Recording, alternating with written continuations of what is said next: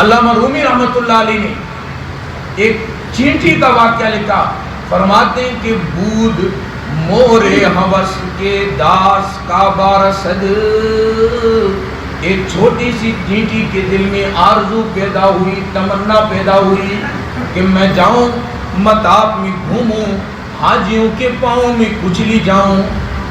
بود مورے ہوس کے داس کا بارسد، کہ در پائے کبوتر زدو ناگارسی، کہ اللہ نے ایک کبوتر کو لا کے اس حقیر سی مخلوق کے پاس بٹھایا اور اس کے دل میں بات ڈالی کہ تیری فلائٹ آ گئی ہے، چمٹ جا۔